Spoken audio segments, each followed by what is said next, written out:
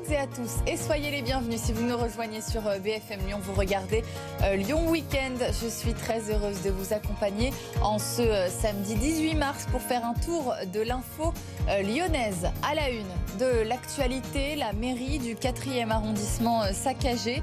Intrusion, tentative d'incendie après un rassemblement place des Jacobins en début de soirée contre l'utilisation du 49.3.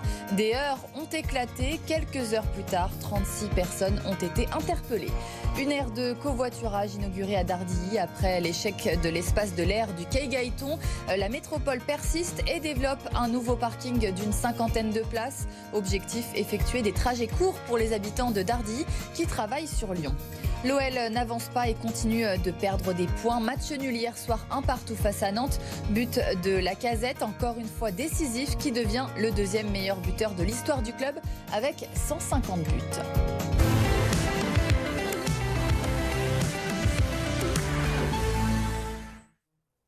La mairie du 4e arrondissement saccagée hier soir après l'utilisation du 49.3 pour faire passer la réforme des retraites.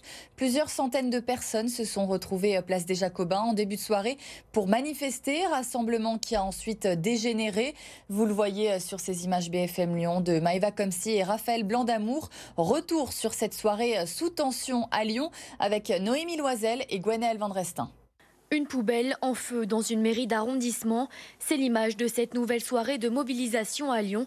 Aux alentours de 22h15, un groupe de casseurs réussit à briser les portes en verre de la mairie du 4e arrondissement sur le plateau de la Croix-Rousse. Des personnes pénètrent alors dans les bureaux des services municipaux et saccagent le mobilier. En quittant les lieux, ils tentent d'incendier les locaux en mettant le feu à un container. Mais les forces de police, très nombreuses ce vendredi soir dans le centre-ville de Lyon, interviennent en quelques minutes et maîtrisent l'incendie. Les individus cagoulés et masqués s'étaient détachés un peu plus tôt dans la soirée de la manifestation spontanée qui était partie de la place des Jacobins et qui avait déambulé sur la presqu'île et le bas des Pentes. Une agence immobilière et des caméras de surveillance ont notamment été dégradées. Le tunnel de la Croix-Rousse a même été momentanément fermé. Selon la préfecture du Rhône, 36 personnes ont été interpellées après ces dégradations. Et des interpellations et des réactions des élus lyonnais également. La préfète du Rhône, Fabienne Bussiot, s'est exprimée dans un tweet. Je remercie la police nationale pour son action résolue et rapide ce soir pour stopper systématiquement les violences et les dégradations commises par les groupes très mobiles issus du rassemblement sauvage. À 7h36, interpellations ont été réalisées. Le maire de Lyon, Grégory Doucet, a lui aussi réagi au lendemain des dégradations faites sur l'hôtel de ville. Ce soir, la mairie du 4e a été le théâtre de dégradation intolérable. Je condamne avec la plus grande fermeté cette attaque à l'encontre d'un bâtiment public. Et puis le maire écologiste du 4e arrondissement, Rémi Zinc, est allé sur les lieux plus tard dans la nuit. Je me suis rendue sur place à la mairie pour constater les dégâts causés par des individus qui privent ainsi les habitants de services publics au moins quelques jours. Je rejette ces actes et toutes les formes de violence qui conduisent à la situation actuelle d'extrême tension. Voilà donc des élus qui condamnent tous fermement ces violences. Et après ces différents rassemblements sauvages, ces dégradations, la préfecture du Rhône interdit les manifestations dans l'hypercentre de Lyon ce samedi entre midi et 22h sur une bonne partie de la presqu'île. Vous le voyez sur la zone indiquée en rouge, mais également aux abords de la préfecture du Rhône. Il n'y aura pas de spectacle à l'Opéra de Lyon tout le week-end. Les salariés ont voté hier après-midi en Assemblée Générale le blocage des 3 représentations prévues jusqu'à dimanche. Décision prise en réponse à l'utilisation du 49.3 pour faire passer la réforme des retraites. Vous le voyez, les salariés grévistes ont dansé devant l'Opéra hier soir. Je vous propose d'écouter Charlotte, régisseuse de salle et déléguée syndicale. À l'Opéra, on a plein de métiers techniques, des gens qui sont machinistes, menuisiers, habilleuses, maquilleurs, etc. C'est des métiers hyper physiques. Ils ont commencé souvent à travailler jeunes. Ils gagnent pour la plupart à peine plus haut que le SMIC. Et cette réforme des retraites, ça va vraiment avoir un impact sur leur santé.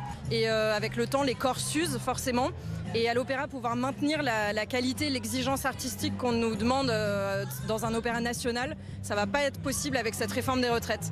Voilà pourquoi on est hyper mobilisés depuis le début du mouvement, Alors c'est pas de gaieté de cœur qu'on annule. À l'Opéra, nous, on fait des métiers passion, on est là pour le spectacle. On avait vraiment envie de faire ces premières représentations, c'était très important pour nous. Mais malheureusement, c'est le gouvernement qui nous laisse pas le choix. Dans l'actualité également, cette rixe à la guillotière. Les faits se sont produits rue de Marseille ce vendredi soir pour une raison encore indéterminée. D'après les autorités contactées par BFM Lyon, entre 3 et 4 personnes ont été blessées suite à cette rixe. Les forces de l'ordre ont pu intervenir très rapidement. Les secours ont pu ensuite prendre en charge les victimes. De 5 à 11 ans de prison pour le homejacking d'un diamantaire. Le verdict est tombé hier soir à la cour d'assises du Rhône. Le procès avait débuté mercredi. 3 personnes étaient jugées pour avoir ligoté, séquestré et roué de coups un bijoutier de Collonges au Mont-d'Or fin 2020. Les 3 hommes pensaient trouver un coffre-fort avec des diamants. Ils sont finalement repartis avec seulement 250 € en liquide. Les 2 auteurs en état de récidive légale ont écopé de 11 et 10 ans de prison. Le 3e homme en situation irrégulière est lui condamné à 5 ans d'emprisonnement.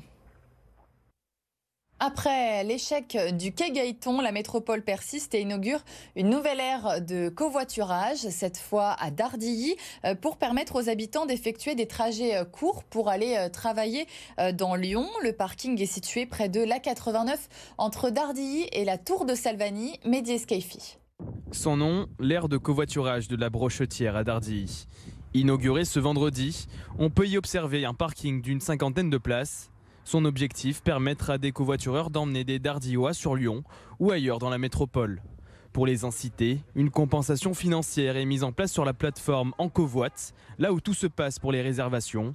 Les passagers abonnés au réseau TCL peuvent réserver gratuitement dans une limite de 30 km pour un trajet, là où les autres devront payer 50 centimes pour une réservation.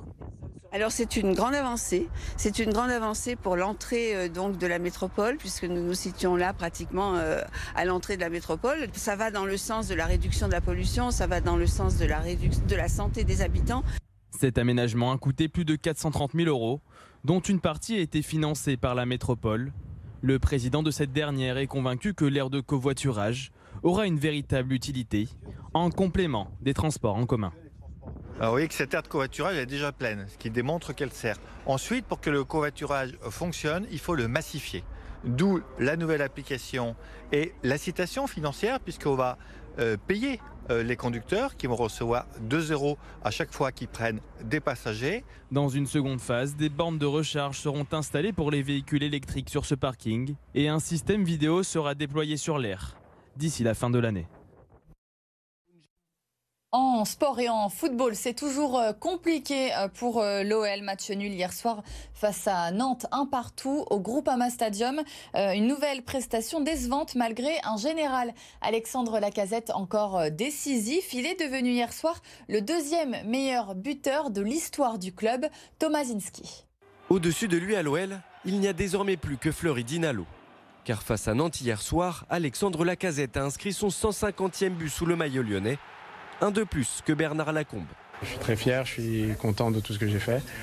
Et d'avoir dépassé Bernard, je pense que c'est quelque chose de grand parce qu'il a marqué le club et je suis content. Content mais frustré, comme au match aller, Lyon doit se satisfaire d'un match nul face aux Canaries. Juste avant la mi-temps, le nouveau second meilleur marqueur de l'histoire du club aurait pu donner l'avantage aux Gaunes, mais but sur Alban Lafont. Lacazette en reste à 17 buts en Ligue 1 cette saison, mais doit quitter les siens pour une gêne musculaire à l'heure de jeu. Finalement, plus de peur que de mal. On n'est pas passé loin de la catastrophe, mais je pense qu'il s'est un peu préservé. Il sentait que ça durcissait drôlement derrière les cuisses. Je ressentais de la fatigue dans le muscle et j'ai pas envie de rechuter, de revivre 3 semaines loin des coéquipiers. Donc j'ai préféré laisser ma place à quelqu'un à 100%. 1-1, le score n'évoluera plus. Malgré Lacazette, Lyon laisse échapper de nouveaux points à domicile et passera la trêve internationale à la 10e place du championnat. Et juste avant le match des garçons, c'est les filles de l'OL qui jouaient au Groupama Stadium. Les Fenotes se sont qualifiées sans problème pour la finale de la Coupe de France en battant Fleury 2-0. Antoine Sabardin. Elles n'ont pas eu besoin de forcer leur talent. C'est tout en contrôle que les Fenotes ont disputé cette demi-finale, dans un Groupama Stadium clairsemé. Il faut 8 minutes seulement à l'INSEE Oran pour débloquer la rencontre, imitée quelques instants après par Vicky Béchaud. À 2-0, les joueuses de Sonia Bonpastor ont tranquillement géré cet avantage, bien aidées par l'imprécision des franciliennes. Avec un peu plus de réussite, le score aurait même pu s'alourdir en deuxième période. Mais l'essentiel est là. 3 ans après, l'OL féminin retrouve la finale de la Coupe de France. Le 13 mai prochain, les Lyonnaises tenteront de décrocher leur 9e titre.